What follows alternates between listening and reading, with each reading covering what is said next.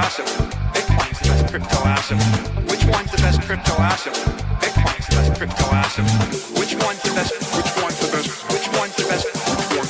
Which one's the best? Which one's the best? Which one's the best? Which one's the best? Which one's the best? Which one's the best? Which one's the best? Which one's the best? What's the second best?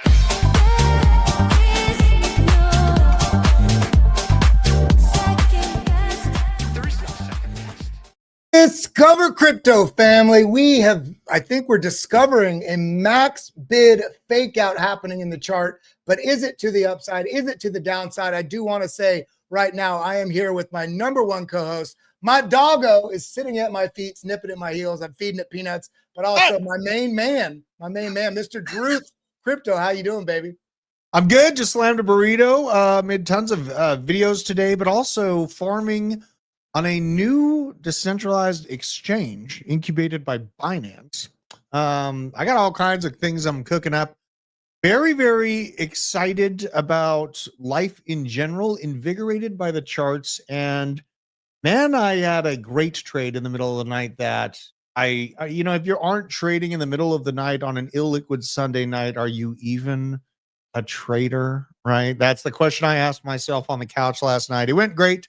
Our TA from this morning actually played out right before we went live on this show as well, Kelly. So, dude, I mean, absolute to perfection. We talked about this with the price action sitting up here in this zone. And we said, okay, this might look like a bull flag. Everybody's going to target up here 115. It's got to go there. And we've been talking about it for the last several weeks. I've been talking about it for the last few years over on BitLab Academy and here on Discover Crypto. But the market seems to set up what could be an absolute bullish signal that fakes out the opposite direction before following through. So we talked about this washing out a bit down into the 110s, potentially even down into the mid 109s. And that was partially because not only the liquidity that was there, look at that. It's like a moth to a flame. Just tap it. Actually, let's wash some suckers out one more time, coming back up. And yeah, we nailed that. For those of you that are in the Discord, that link is in the description down below. And depending on where you're watching, it might be pinned up to the top as well. But get in there because we broke this down to perfection. Yeah, I mean, that was fantastic work. It always is nice when our brostrology goes our direction and Trump shuts the hell up and doesn't say anything while my trades are live. So my teeth look itchy. Drew looks like you did well, here's the deal. I'm wondering how spicy that burrito is because it looks like your upper lip is sweating, son.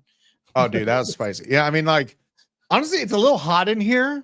I went to the gym. It was chest day, pushed myself, and then got right into the hot seat and have been on air trading, farming airdrops, like all kinds of stuff, like literally all day. So it's been absolutely nuts. Plus, I'm a little bit extra excited, Kelly, about what's happening tomorrow with Chainlink, the Federal Reserve.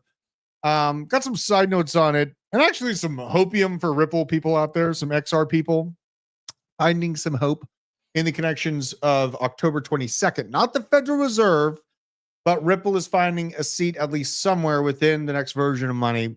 So we're going to look at that. I got the story, but Kelly. And just to be clear, you're doing a video and upload tonight that really breaks down what's going on with Chainlink, right? Absolutely. It's going on tonight at 7 p.m. And really, I went through the whole like over the last year, we've had many, many hints of New York Fed, BlackRock, all of these different organizations getting in connection with CCIP, Chainlink's cross-chain interoperability protocol. Now, tomorrow, pretty cataclysmic day, but there's a lot of extra information that I dive into tonight that matters a whole hell of a lot for our bag. So I'm very, very excited about that. I have a lot of conviction about Bitcoin. And it's been interesting seeing some of the people I know that work at BlackRock really agree with me on Chainlink's outlook. So I don't feel so crazy. And nearly doubled my trading bag last night from the trade. So I'm feeling good. I got a 78% trade on L Bank last night. If you want to trade with me, we got the absolute perfect call. We flipped bullish at like the perfect time. 78% right there. And I was keeping myself safe. You know, I've been snooping around for this trade for a little bit of time. As you can see, like $15 gain, $7 gain. I've been basically cautiously fishing on the trade side. For the entry points, the signals, they are working. And so I can get in a position, the price moves to my expected direction. And then I just put the stop loss above that entry point so I can go on with my day focus on the children. And honestly, you know, I got a story to tell. We got to talk about dogs here. Okay. So I got a 8-foot tall Jack Skellington. It's this thing, you know, for anyone that, oh, and your dog too, but anyone that knows Jack. Okay. I have an 8-foot tall robot Jack Skellington and about a 6.5-foot tall Sally robot. My Cane Corso dog Roomba is sleeping right in between both of these robots and their motion sensor. So when dog moves, the robots start going nuts, and then he almost goes through the freaking wall. I was like in the middle of the road, like, oh my God. And yeah, like I was up to like 2:00 or something like that, trying to keep it down, keep the trades going. But I'm working hard, dude. I got to get a new roof on the house, and don't want to use any of my crypto bags, obviously. So I'm actively fighting for more tether. It's going well so far. So you know, but Drew, question. There's a lot of people out there wondering right now. They're now convinced the top of the market cycle is in. It's proof because we broke down a mere 17%, and it's on the date. So the date says we have to break down from here. On the other hand, we're seeing overwhelming sort of long-term bullishness in the corporate players, institutions that are stacking in. The fact that we have Fed interest rates cuts coming next week, very likely, further cuts likely happening in December. We're seeing just a landscape suggesting bullishness where people are still hanging on to a timeline that suggests it has to happen again. So if you had to say it in one sentence right now, is the top end for this year? No, not the cycle this year. No, it is not. If we think we could out trade BlackRock and nation states and everything in between by subscribing to a hardcore 4-year cycle time frame and selling what we call and expect the Pico top in October, all based off of 4-year metrics that didn't include treasuries from Wall Street firms. They didn't include sovereign wealth funds. They didn't include strategic reserves. None of these parts of the equation were existing last bull cycle or the cycle previous to that or the cycle previous to that. If you think that you are going to outtrade Larry Fink and his researchers and all the tiny hats that are interested, like Lutnick, in stacking Bitcoin, and you're going to dump Pico top on them in October, and then 2026 is going to be a bunch of pain in the US and just going to let their monetary system basically fall apart without quantitative easing, you're kidding yourself. So there you go. That's that. and then so we have all of the landscape surrounding, right? The context that we try to parse and figure out what it might mean for investors and capital flow in the markets. But then we also have charts, and I'd love to share a couple of charts just to highlight why I think very, very firmly, and I'm investing in a way that I do not think that we are, hitting near the cycle top. And so we could dive into these charts right here. First one up here from Decode at Decode Jar. Make sure you give him a follow. Just looking at the blue. Don't know anything else about the chart. Look at these blue waves. Look at what's going on in the price action up here. When these blue waves, you go from going negative to when we got that crossing point. Where are we at in the cycle? Crossing point. Where are we at in the cycle? Crossing point. Where are we at in the cycle? So similar to this, we also have the ISM, which is essentially, you have the global business cycles, right? In addition to the RSI. And look at how low this is. This marks before the move. This marks before the move. And we are very similar in that structure. Similarly, if you just look at the most basic thing, you can look at RSI and Bollinger Bands. Bollinger Bands basically give you a hint as to how volatile the asset class has been. When it hasn't been moving a lot, you get these constrictive periods that at some point are going to need a big expansion. That could be to the upside or downside. But again, we're weighing this against some of the other data we know about the global monetary increases. The thing. Right? That's the thing, man. There's so many different, and this is why I feel very strongly like we're going to keep going exactly with what you're talking about, but the importance of having an understanding and a basic wherewithal of where macroeconomic policy is going to move markets in general and the reasons why is important to add on to the context of the data that Kelly is showing you right now. Let's get into your data here. Beautiful. Yeah, I mean, simple. RSI, even if you don't know what Bollinger Bands are, look at the RSI. Say we have a descending slope here. We've never got anywhere near this. We've never got anywhere near being in an overheated territory. I cannot abide. I do not abide, sir, that this is coming into the end of a market cycle. And then we got this sort of roadmap that I've laid out months ago, back in June. You can see it connected here on that chart. But I mean, does this look bearish to you? This just looks like the part of, the cycles where you have in price structure, where you have some accumulation, a little bit of a washout. Okay. A lot of accumulation, a pretty large washout, 74 down to 48, and then 48 up to 109. And then, oh my God, it crashed from 109 to 74, previous range top. And then yet again here, we're straddling, we're sitting on this little, horsey outside of a supermarket, wondering if I put a quarter in, can I ride this? Yes, you can ride this, because look, every time this price action interacts with this level, it's very important. So it makes sense right now that it's taken some time to break through this, but I think these targets are still very much in course. I'm curious, everybody in the chart, if we're going to continue higher and you had to bet, which one of these targets do you think we're going to hit within this cycle? And that I don't mean by the end of this year. I mean between now and the end of next year. Do you think we'll only hit 188? Do you think we'll hit 240? Do you think we'll hit 322? Let me know what you think the top of the cycle is. Or you can say, Kelly, you're an idiot. The top's in. It's going down from here. I'm curious, really, what you guys got to say. But there's one more chart I wanted to share, and that's this. As bullish as we want to be, and as much as it might feel like we're being moon boys because it's going to go up, up, and away from here, it's just going up and to the right. Well, we have some things to pay attention to, and namely being this right here. Short-term hold across basis is at $113,000. So as bullish as I am, I do know, and I'm aware, and the data also suggests we are at a contentious inflection point right now. That is this a washout trap for the bears? Or is any pump from here a trap for the bulls only to get reversed back to the downside? Because when you see this right here, this cost base, this go under the short-term holder cost basis, it historically has been fairly rough in previous markets, previous cycles. In this cycle so far, we have had periods of time where the price action goes under the short-term holder cost basis, which proved to be an incredible bear trap. Now, the last thing I want to show you is this right here. Now, a lot of squiggles on the chart. And I'm going to make it very simple. Essentially, what we're looking at here is the ratio of the value of the network, and then as that's weighed against the 90-day transaction volume. So are people trading or not? And if I just move my mouse over here, I want you to notice the line up. Let's just go back over here, and I'm looking for when this blue wave comes down to the lower bound, this green line here. Look at where this marked. Incredible bounce, also the bottom. Look at when this came down in this zone. The setup for higher. Again, right here, set up on a dip for higher. Again, right here, even though we were in a bear market, it did have a strong bounce. But getting over into this cycle, come down and tap this. Look at this. That was the move from 39,000 up to 74. Again, right here, we had a move from about 58,000 up to 71. And then this is where it gets exciting. This is that sell-off, the tariff sell-off.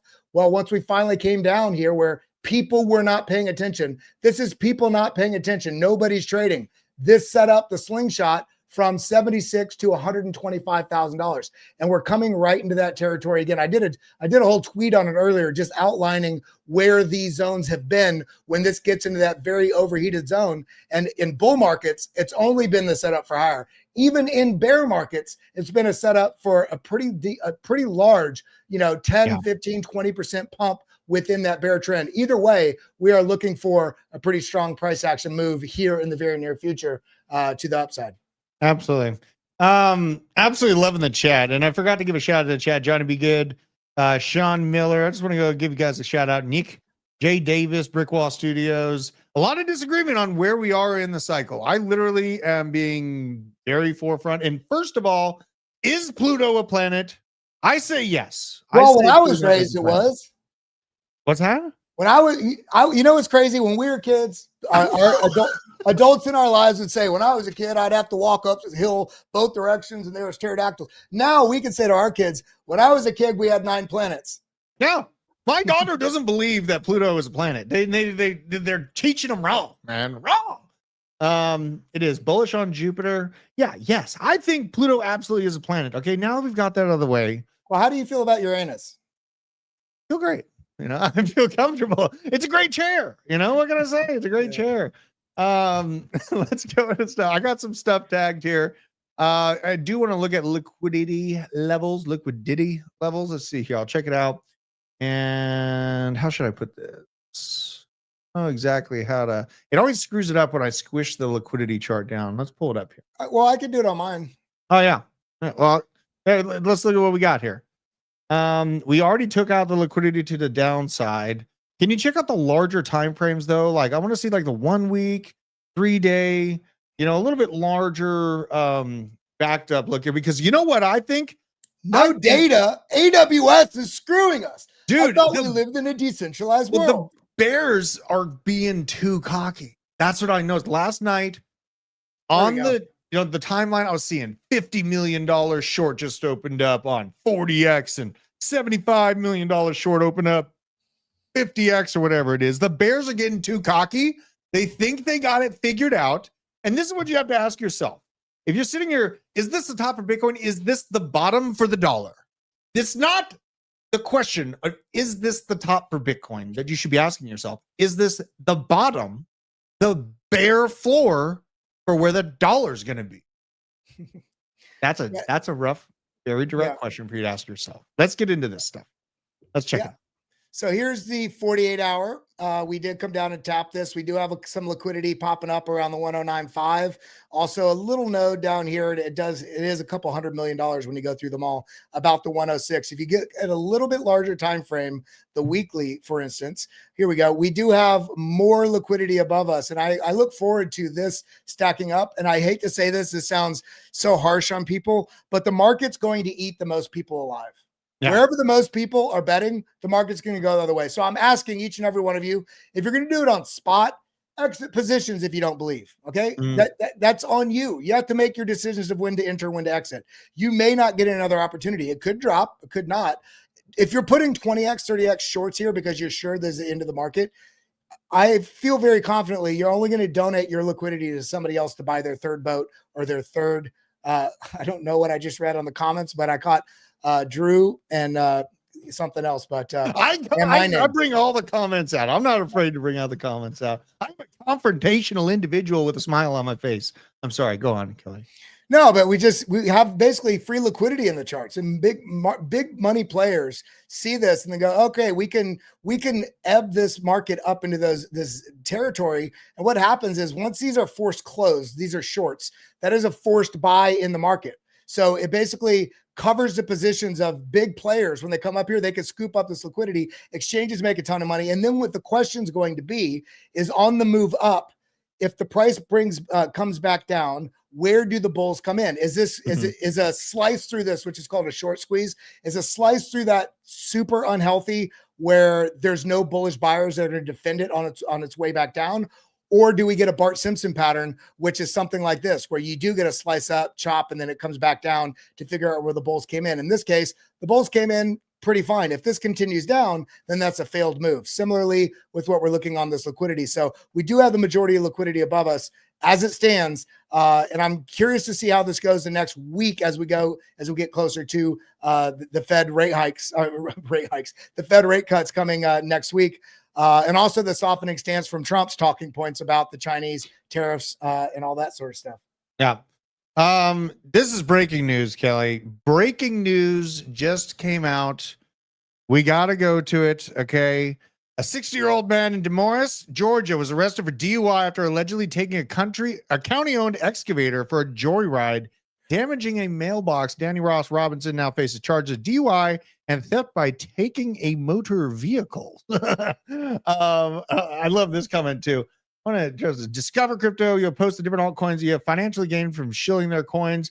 We shill a lot of different coins for free. I know that we had a partnership with FAKEOut like last year. I really think that FAKEOut, even during that time, the interoperability play is something that is not sexy. And, the broader ecosystem has not risen. And also we had a partnership with Constellation DAG, which I still hold that project. It's a very low market cap with some of the most secure, like hardcore relationships with the government previous to all this crap going on that we have now. So I still hold my Constellation DAG. I held just a small amount of FAKEOut last cycle. It was a very good performer, but I think it's fair to say that Bitcoin dominance has really, it's kind of changed the way, and this is why I feel like people are so downtrodden, Kelly, is because Bitcoin dominance has not pulled back to the degree that we wanted to see in the crypto sector. That is something that I acknowledge, and it's brought a new data point where we're essentially 340 days, we're 335 days past the time frame where we expected Bitcoin dominance to pull back. So I do want your opinion on that. This chart shows it. Oops, that's not the chart. Sorry, wrong one. Sorry. There we go. This chart shows it. This is everything minus Bitcoin. So altcoins.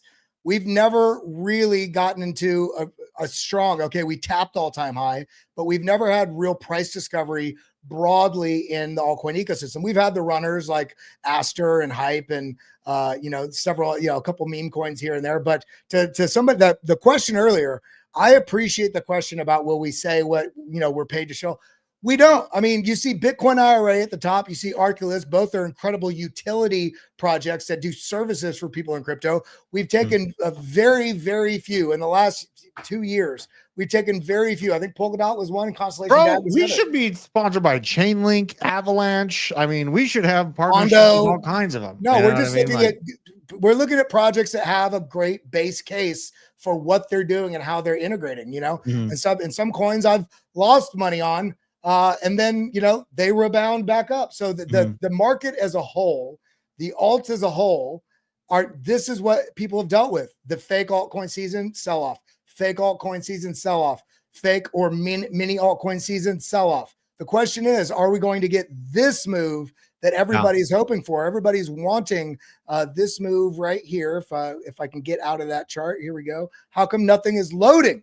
Nothing is loading. AWS, dude. AWS is down today. You know what? Let's talk about this. Why is everything down? Here we go. Got it. Everything is having trouble today on AWS, Amazon Web Services, because the infrastructure of the internet needs an update. The design and application of blockchain technology is a complete revamping of our main use of communication in the entire world. We are looking at a worldwide disruptive technology, early into its days, nascent in its discovery, and really in this time frame, you better expect chaos. This is a disruptive technology aiming to fix problems that are actively happening right now with AWS systems across the board. We're trying to improve digital communication, digital data feed. Go on, Kelly. Let's get on to the charts here. I know. Well, no, Dusty Mountain said, I really didn't expect an answer. Thank you. Was near ARB stacks paying for shows? No, those were just us looking at different areas of the market that had a high upside potential. And again, this is you can see in the others chart, everything outside of the top 10, you can see the frustration the entire market has faced. And I'm still fairly confident that this structure that we saw back in 2019 is very similar to what we see. Look at the shapes here. This is so similar. It's not like we haven't been here before. It's just taken a lot longer. In this case, let's look at the measurement here. How long was this? This was about 448 days. Okay. How long was this? This is 715 days. The same thing has taken place, including the washout here, which I talked about. I was like, I didn't think we were going to get this.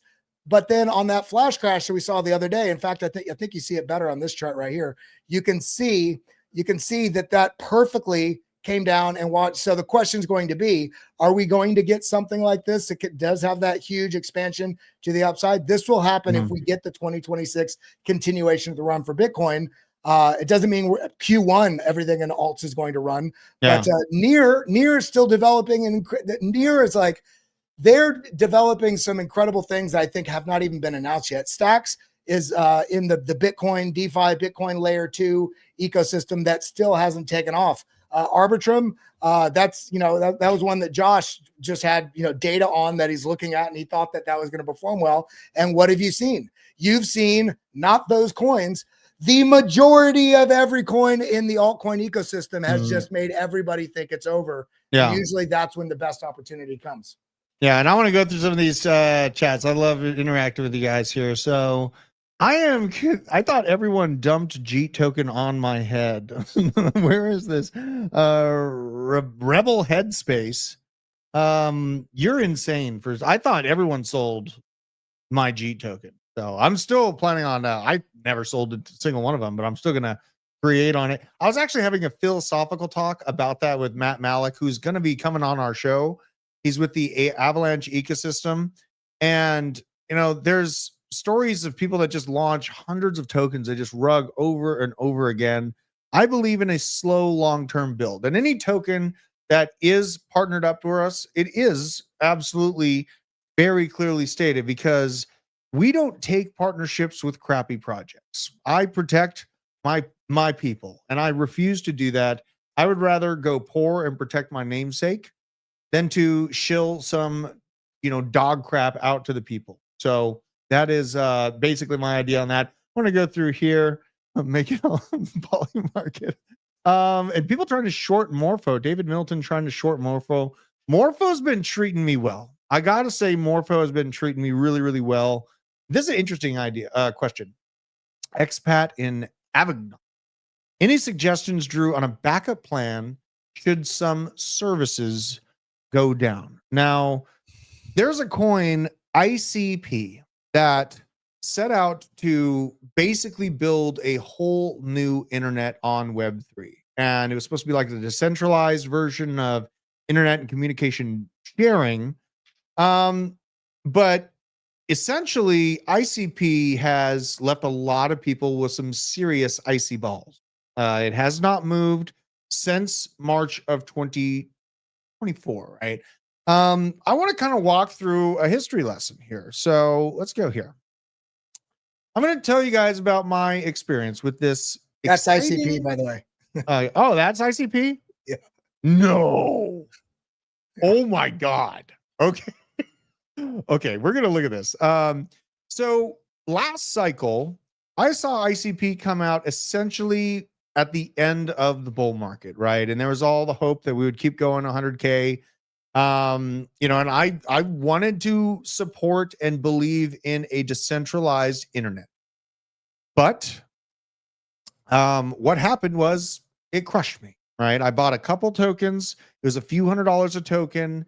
And I decided to ICP's credit, though, I do want to say, for anybody out there that loves ICP, I do want to acknowledge it's not just the organization's fault, the project's fault. A big part of and when you look at that chart where it like listed high, just dropped ever since, it's largely because of the mismanagement of what happened with Sam Bankman-Fried and Alameda Research and FTX. They forced a very high launching point and then shorted the living hell out of it. So there was some negative discourse around, its alignment because of that, whether it was they could have timed this out better though, right? Right. Like they could have at that time, 4-year cycle theory was very much still in structural play, and this could have timed out better. Here's the story. What they do, as somebody wrote here too, Darth Mike said, worst investment, best tech. They do have pretty darn good tech. I've been to at different conferences. I've been to several of their things. I've met with different members on their development team. They do have pretty darn good tech, and I'm not counting them out forever, but they are outside of the growth narrative right now in terms of meaningful partnerships and integrations. I think that speculators are shaking off the sort of damage that is still lingering from what happened with the Alameda Research was able to short ICP on God mode with basically, no margin calls, no liquidation ability, because they were able to just print money out of thin air to add to the position. I got a couple of these coins for a couple $100, got rid of them at $50, and then it went into the depths of the bear market. Now, here's a reminder to everyone that yes, I understand the feeling and the want to revenge trade. I exercised it on ICP right here. In September 2023, I saw it hit $3 a unit. So I decided, instead of having a couple coins for a few $100 like I did back at the end of the last bull market, I 1000x to my position of what I used to have, and I got a absolute buttload of these things for $3 a piece. And then over a very short amount of time, I gained against Bitcoin in an exponential way. Instead of thinking that, oh my gosh, it's gonna keep going all the way back to the all-time high, instead of thinking that chaotic mindset that people get when you do hit a winner, I cheated it at $16.50 a piece. And the reason why is because I was gaining in Bitcoin with my ICP holdings. The whole goal here for me was that I go into these altcoins to gain more Bitcoin. That is the entire premise of my involvement with these altcoins. And ICP gave me that season. I cheated it. People called me a fool. And who's laughing now? So it is sad to see it falling down this, but I think most altcoins, I would say 99% of altcoins are going to trend to zero against Bitcoin. Keep that in mind, okay? These things are small market caps. They move violently when they do move to the upside and to the downside. So when people approach me like, what's the safest altcoin to get into? None of them are safe. They're all disruptive technologies that at the time weren't even allowed to really prosper here in the United States because of regulatory shackles. So, well, I understand that. I go in with that mindset. Well, you know, the other thing too, I'm going to make this really big so people can see it. Let me scroll down to the bottom of the page. Can I get down there? Where is it at? I can't see it. What are you looking at here? Can't see it because there's 25 million coins now. Yeah. It was at the bottom. It was at the bottom, but I can't pull it up. Yeah, there's 25 million different coins now. Of course, I would argue 15 million of those are in overwhelmingly irrelevant because they're pump and dumps through token deployers. But even if you say there's 600,000, that would be orders of magnitude already larger than the number of coins that were available in 2017 cycle and 2021 cycle. And all, you know, not all of them are quote unquote absolute trash. And some of them really have great action plans, but how many different partnerships can really get deployed and integrated into? Which one is going to take the lion's share? Yeah, I mean, look at what Chainlink's doing. You know, people that hate on Chainlink, I'm like, and you know, this is not a paid shill. This is looking at the data. They're speaking tomorrow with the Fed at a summit with those folks. Then they have SmartCon that they got the members of the Fed coming to speak out as well. Then 24 of the largest financial institutions that are basically in a working group with them, integrating the majority of all altcoins out there in different blockchains for cross-chain interoperability, DTCC, Swift. So yeah, but can every coin have those level of integrations? No. Will some of them shock us? Absolutely. I mean, Aster came out of nowhere, right? So, and you know what? Here's the deal. We're doing a lot of giveaways of tokens on our arena show, the arena and the Avalanche ecosystem. I do believe we have a link down in the description, but everyone that shows up there, they're just going to get free the arena tokens. I want to talk about Chainlink, though, give you guys a little bit of a sneak peek of what's going on here. Chainlink got the entire industry addicted to it like a crack dealer. And now they've turned on revenue and fees for CCIP. So their fees went from $5,000 a week on average to $1 million a week on average. They're parlaying some of those into the reserve. Right. Yes. So they've created this flywheel where essentially the whole ecosystem relies on Chainlink for its data oracle services, CCIP, and they provided this service largely at basically no cost. Now they've turned on these fees right before they meet up and speak next to the Fed, right before they lead up the conversation with the Democrats on what's reasonable crypto legislation. Chainlink has a lock on data oracle services in crypto. That is easy for me to see. And so when I see this type of movement and essentially the neighborhood now relying on Chainlink and the CCIP, it makes it very, very easy for me to, when I see Chainlink's price going up, I get mad. When I see Chainlink's price going up, I get mad because I want cheaper Chainlink. I literally do. I've been a utility investor for this entire time. My purchases, and we were talking about this morning, but my first purchase was Bitcoin, ETH, then XRP, and I was a utility focused crypto investor, right? I wanted to find the next coin that banks were going to operate with and find that just tiny little toenail of integration with and have that massive upside. At the time, XRP, it was told, and understandably so, why it's believed by the whole industry that XRP is the next version of Swift because there's millions of videos made about XRP flipping some imaginary switch, and all of a sudden banks are out of the way, and it's just Brad Garlinghouse and his bags of XRP that are pumping to the moon. It's not really the reality, guys. Chainlink is integrating with the existing system of monetary movement. Just like how ICP didn't integrate with the existing system of Web 2, it wanted to jump straight to Web 3. XRP wanted to jump straight to Web 3 on financial payment rails. It doesn't work that way. That's not the reality of the world that we live in right now.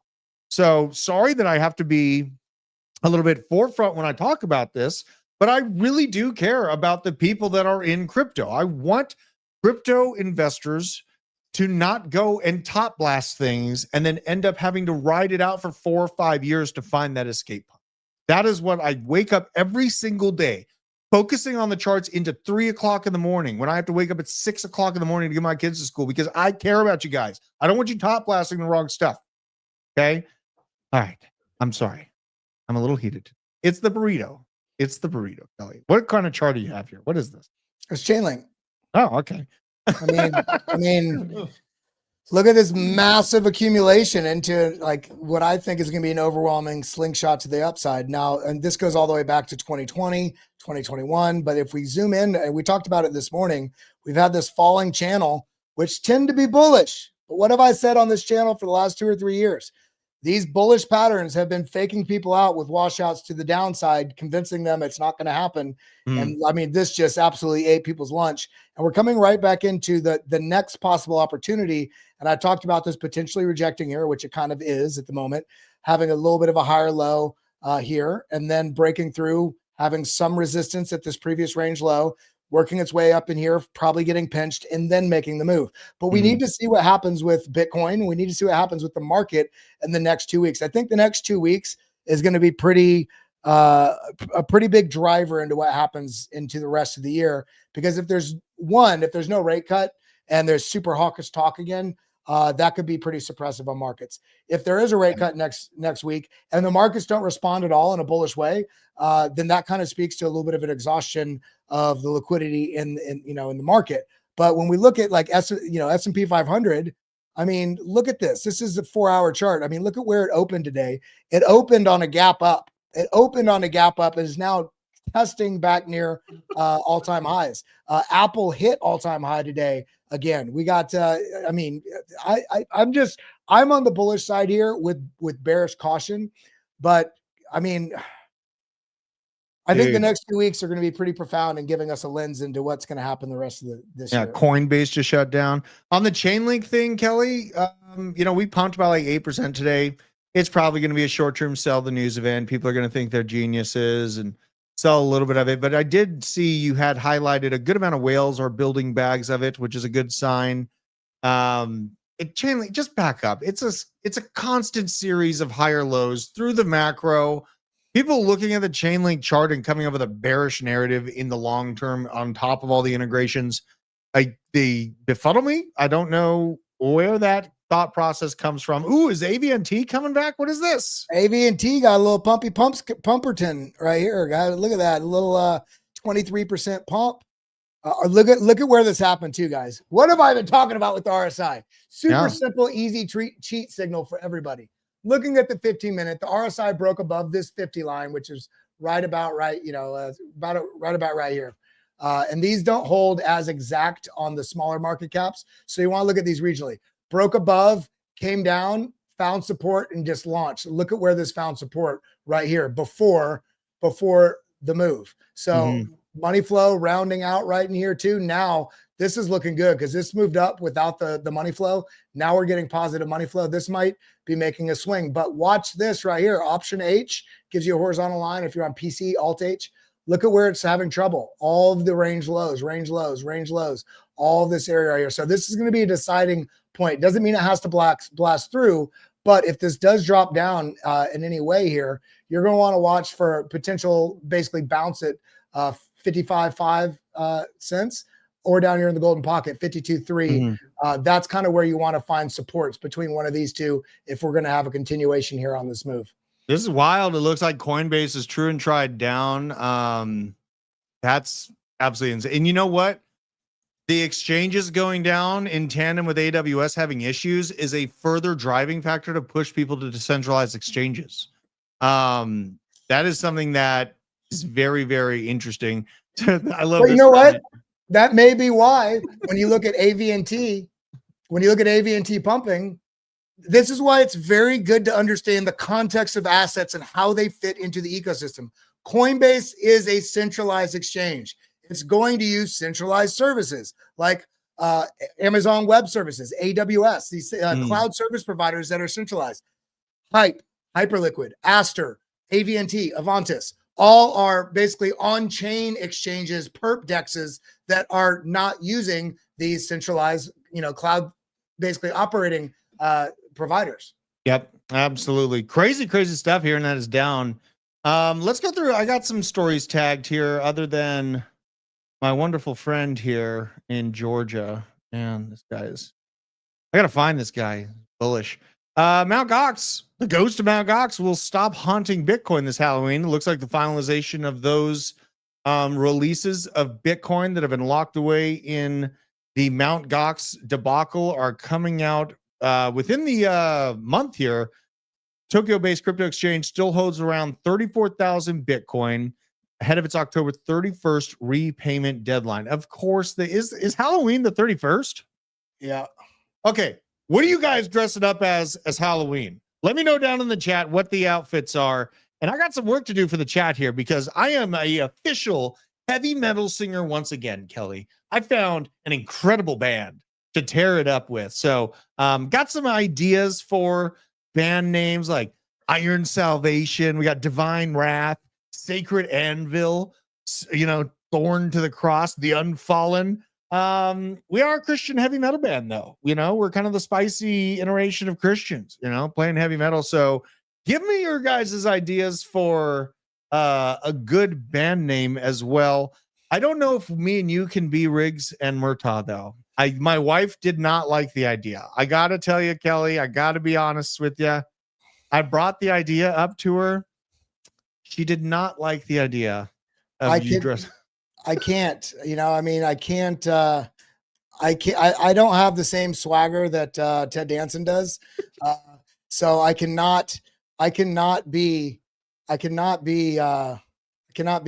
Murtaugh. So I'm just going to drop that there yeah, that's Ted Danson. Yeah. Ted Danson. But that was when he was dating Whoopi. So it was okay. He got a pass. And that was like right after Blazing Saddles. The World Was Right. Chemical Toilet. I like this one. Discover Cristo. Dude, Discover Cristo. Discover Christ. Dude, Echoes of Zion. I love these. I'm gonna have to go through here and steal some of these guys. And I'm gonna run these by the new band. This band has been like, they used to have Impending Doom members as part of their band. They've been looking for a singer for like 7 years, and they built an incredible band together. But there's other stuff we got to cover here. I got to get through all the news, Kel. So let's add this. CNBC confirmed Walmart will now accept Ethereum and crypto payments as you buy their useless garbage and potentially get your car keyed and have to run into people shoplifting through OnePay Cash integrated with Coinbase. Well, you better hope that AWS is working. Am I right? Elon Musk posts about his dog Floki on X, and the meme coin pumps by 29%. There's the chaos of meme coins for you. Do you still hold that dog meme coin on Bitcoin, Kelly? Oh yeah. Can we look at that dog on Bitcoin chart real quick? Because that coin does intrigue me from the way that the wallets are and like how there's no huge centralization essentially of it. It felt like something that's like an organic attempt at a meme coin on Bitcoin, which is chaos, and I'm here for it. How does the chart look here? Yeah, I mean, this is what it looks like. It's been selling off along with everything else, but had a really nice recovery and is now attempting a breakout of a multi-month downtrend from basically from July to now. One of the things, and this is one of the reasons why it's the only meme coin I hold, it's because it's on Bitcoin. It has no paid KOLs. It has no paid marketing. It has no team that has these massive amounts that they can drop on you when they're pumping it. It was basically runes holders. When people got rune stones initially, everybody that bought rune stones in the first round got airdropped dog on Bitcoin. And so it's very Bitcoin minded people. It's not the Solana pump and dump nonsense. And because it doesn't have any of those meme elements like all the other ones, the bad acting sort of issues that you see in memes, I was like, you know what, if you looking at the way the context of how it's launched, it's free, fair, and every token's out, there's no inflation, all those sorts of things. I was like, yeah, I'll get some. And because I bought much higher, I have added to positions on the way down, very significantly lowering my average entry. And looking at this now, I mean, this is, if we do get that start of a pump in the market, this can do really well. And I do want to also highlight, this got to about $1 billion market cap with 0 centralized exchanges. It was just people being aware of it on dexes, and it's also bridged over on a bunch of, like, you can get dog on Solana, you can get dog on Ethereum, a bunch of different ones that you can get it through those dexes. But the best is, it's on Kraken now as well. Gemini's teasing launching it.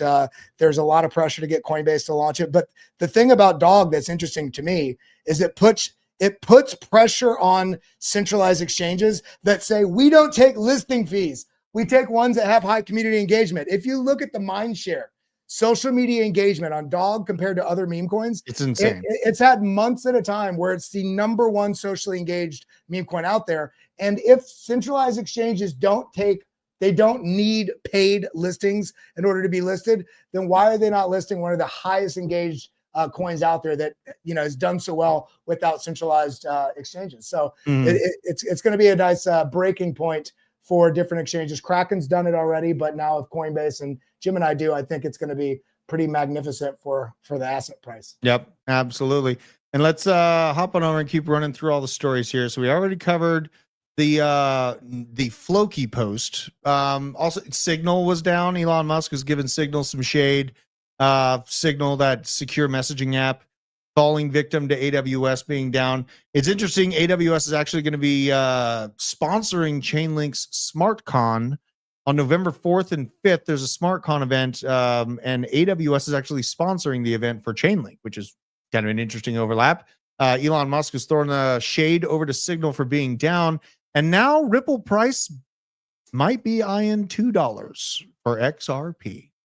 Talking about steady decline following the summer rally, a little bit of dashed hopes and dreams, lots of retail holding XRP, on the verge of breaking down below the ascending channel that has been respecting for most of the year.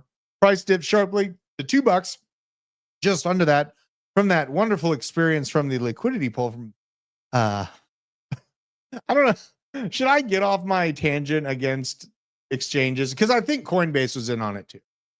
I think Coinbase was. I think they're all in on it, just like I think the US and China. I don't think the trade war has anything to do with them having tensions around stuff. I think they're, exchanges, same as the countries, orchestrate to adjust and manipulate markets so that they can have the right reasons to print. That's it. And Trump came out today. He was live today talking about basically a step 9 to his art of the deal, where he is ready to finalize the deals with China. He's admitted over the weekend that the tariffs are not sustainable and that there is no long-term ability for him to keep the tariffs up to the levels that they're at. So, even with all of this back and forth that Trump's done, it is uncomfortable to see 100% tariffs, even 150% tariffs be discussed from the leader of the free world, America, the greatest country on the planet. But with that, you got to break a couple eggs to make an omelet. And he's not broken a couple of eggs. He's broken a freight of eggs on a forklift truck. But it's the shakeup that we needed here in America. Like, I came from manufacturing, had an intent to go down mechanical engineering, and seeing the amount of stealing of our intellectual property and production processes, not to mention it's almost like we have our hands tied behind our back from the EPA here in America to be able to produce and extract raw materials. These things need to be pulled back so we can remain competitive. Now, in terms of competitiveness, I also got to talk about this. So Chainlink and XRP are always competing to be that next big thing connected to Swift, right? On October 22nd, Ripple is actually invited to speak. Okay, so this is a conversation happening between crypto CEOs and US senators, largely Democrat senators, October 22nd, Wednesday this week, for a roundtable. What they're going to be discussing is the proper regulations. Coinbase, Ripple, Chainlink, Uniswap, Galaxy Digital, all joining lawmakers to rebuild trust and restart long stalled talks on digital asset regulation after months of tension and political deadlock. According to Eleanor Tourette, friend of the channel, among those confirmed attendees from Coinbase, and then the chief legal officer, Stuart Alderati, next to Chainlink, Sergey Nazarov, right? So it is nice to see Ripple finding, and this hopium is probably going to help the XRP army stay afloat.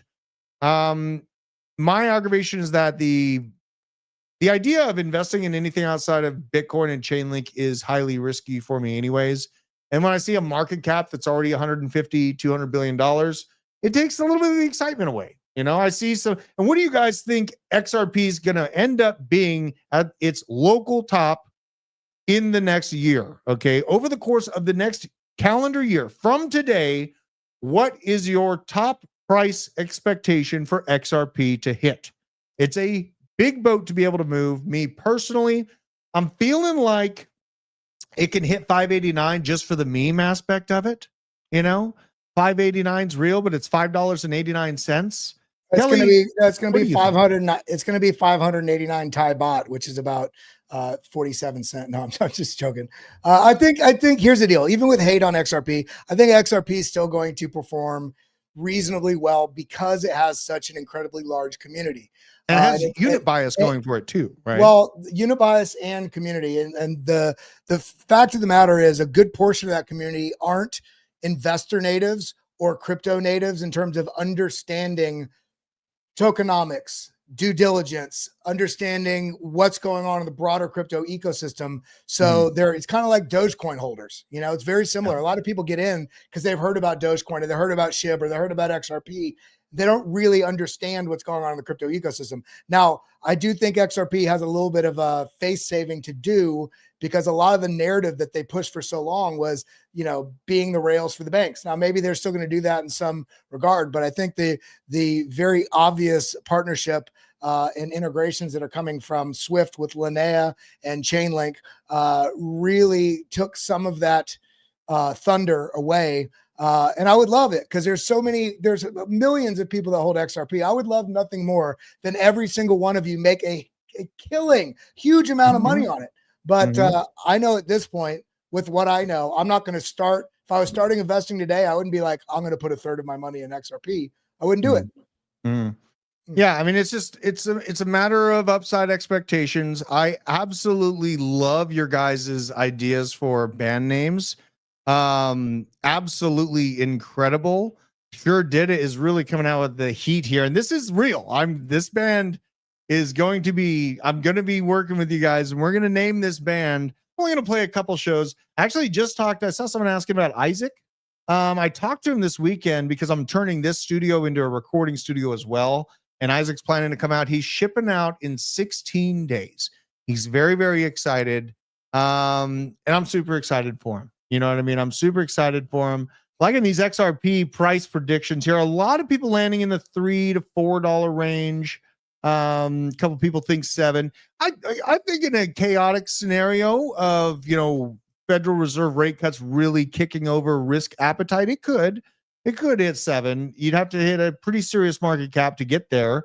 But you know what? I mean, I've seen crazier things happen. And we saw gold add $10 trillion to its market cap in the span of, I don't even know how. Dude, I got your name. Oh, what? Gary and the Genslers. Dude, Rob got it. Lord. You can see it by his name, man. That is funny. You could dress up like a 60s Motown band, but play hard, heavy metal. Yeah.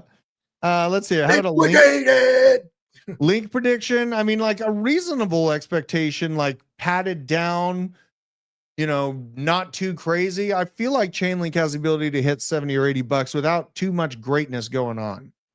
It's a much smaller market cap. CCIP testing on Swift goes live in November. So that's actually not too far away. And that's where the metrics can get very, very crazy, because the plan is to test crypto transactions for Swift on CCIP. And if they tested, and let's say this, I'll just lay it out this way. So the plan is it's a pilot test to do crypto transactions on Swift, the current largest monetary transaction system on the planet, using CCIP. Now, if they went and did 1% of those transactions as a test, within the fiscal year on Swift, that would bring it to like $389 a piece. If they went crazy and did like 5% of all transactions going through CCIP, that's where stupid numbers come in. $1,800 per Chainlink without any of us plebes investing in it, any of the digital asset treasuries stacking it, no more buying from Chainlink in their own treasury, right? Without any of that stuff. If 5% of those transactions went through Swift and CCIP, it's nearly $2,000 a piece. So it's very, very much so a disruptive technology. I cannot not see through and see where it goes. I've been searching for something that's actually going to catch that partnership with Swift directly, and Chainlink got it. So now they're talking with the Federal Reserve tomorrow. They're going to be talking with legislators the day after that. And then November, they're going to be getting sponsored by AWS, the company and system that is down currently as we speak, talking to them about what the next version of the internet and digital communications actually going to look like. So I feel good about it. I feel excited about having like an access point to Chainlink from where it is right now. And I know that I don't trust banks enough to fight for my life, for my family's future on the blockchain. And then there are Wall Street plays and ETFs that I do find interesting. I think the energy industry here in America is a very, very juicy looking investment. I think data centers are a very, very juicy investment. I think that the new age of America is being ushered in. They're going to print 10 to 20 trillion dollars to make sure that it happens over the next 10 years, thus rugging our buying power on the dollar. And I have to act aggressively with the cash that I got to make sure that it keeps up or outpaces inflation. That's the whole feeling that I have right there. It's not going to stop. They're going to compete with China, they being Howard Lutnick, Trump, Scott Bessent, and they're going to print us and the dollar into basically a tailspin. That's kind of what I feel in my heart. ZBCN, what is that? I've seen that a lot. I don't What know, is but we ZBCN? got another band name suggestion. Golden Pocket. Okay. Well, dude, crypto, like metal people generally don't translate over to crypto, but crypto people do translate over to metal, right? So, Tim Arnold, you have a great question. What stock should I invest in about data centers? Well, one, I'm not telling you, I'm not suggesting this, but one of the ones that I kick myself every day on is IREN, because IREN is one of those coins. It's a not coin, it's a stock, but it's adjacent to the crypto ecosystem, but also, Bitcoin mining, but also AI and data centers. Mike Alfred is, very much a part of what they're doing as well. And they went from, like, when I first looked at the project, like $11, and there's I don't even know what let me look at IREN real quick, but they have been printing in a way that you're like, what is going on in crypto that stocks are just, it's at $57 now. Look at this. This is April of this year. That is 13x in price. And I don't think it's stopping anytime soon, because they're talking basically about having a fully vertically integrated everything from power to mining, Bitcoin and data center, basically AI, compute, it's basically everything in tech all in one. So that's one of the ones I've been keeping my eye on. Love it. There's opportunity all over the place. What I'm trying to say, it's like Trump's ego is not going to go out without a fight. Economically, like, he is an ego master, though not a king. He is an ego master, and he's not going to go quietly into the night when it comes to competition with China. and lifting the United States back up. So, yeah, it's a crazy time to be alive. I feel very invigorated. But I also do implore people to not get too lost and emotionally invested into the charts, you guys. We are crossing the Rubicon. We're trying to invest in some of the most disruptive technology this world has ever seen. Yes, there's going to be pain. Yeah, some of these projects are going to fall off the boat. Yes, there will be blood.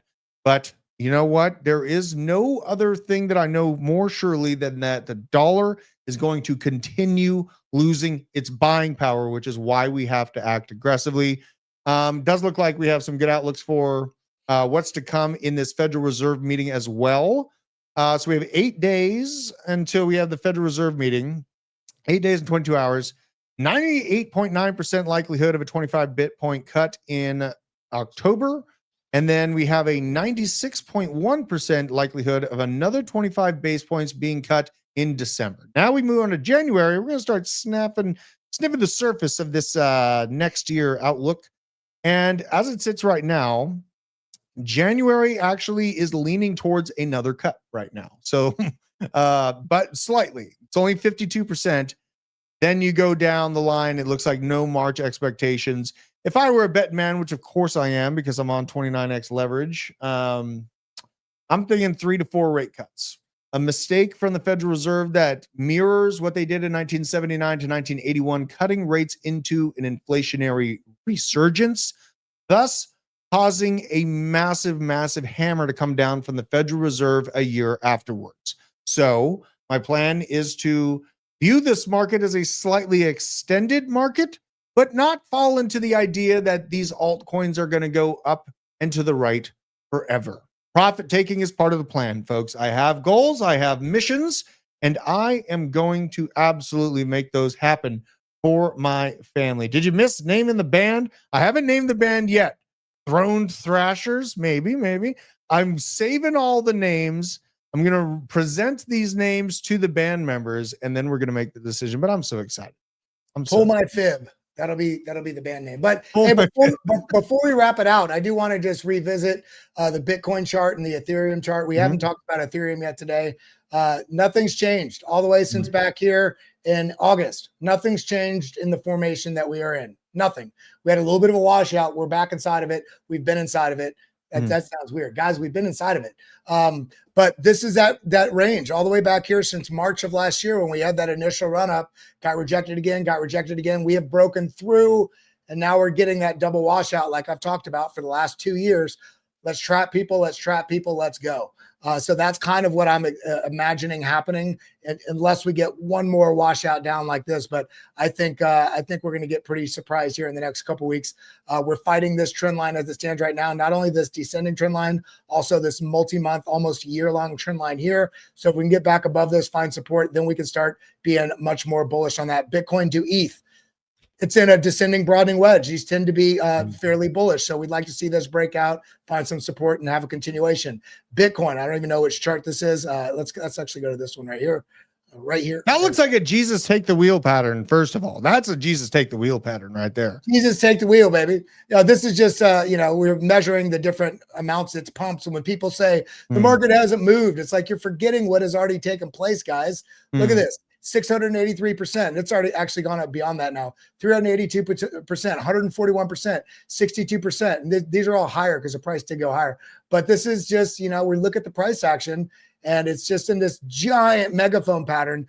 We're starting to find a little bit of a bottom here, especially if this can push up and form any higher low. Meaning if this pushes up or even falls from here, if we can establish the first higher low, that's the first thing we want to see. Whether we continue up first or pull back here, that's what we want to look for. RSI on the daily is under the 50, so we want to see this break back above the 50. We want to see the money flow maintain above this. But again, guys, we're looking for these higher targets or potential gift from God buy zone.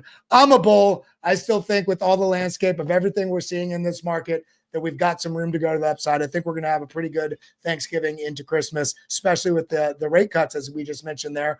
But curious, everybody here, do you think we're going to still be in an uptrend when it comes to Thanksgiving? Say bullish by Thanksgiving or bearish by Thanksgiving? Let me know in the comments. Comment down below if you're watching this later. Make sure you're hitting that like button. Make sure you're hitting that subscribe button. Make sure you're dinging the bell. Get everything that you can when you're in here in this market. Stay engaged with what we're doing, because we really are trying to keep you outside of the emotionality of this market, because I think there's some boom sauce to come. Love it. Love it. Love every single one of you out there. We're going to be making it just fine. You got to stay based and make sure to stay focused. I'm going to take the daughters to ballerina class. Love you guys, and we'll see you on the next episode. Until next time. Bull turkey. Let's go. We just wanted to take a quick second to shout out our sponsor, Arculus. They are a cold storage hardware wallet, helps you secure all of your digital assets for the future. Just tap this thing to the back of your phone and boom, you're in. We wouldn't be able to do this without them, but also wouldn't be able to do this without you guys, the Disco fam. You've supported us a lot over the years. If you want to support the channel now, just use the code DC20. It gets you 20% off this card. It's the #1 way you can support this channel going forward. Thank you for your support. We'll see you at the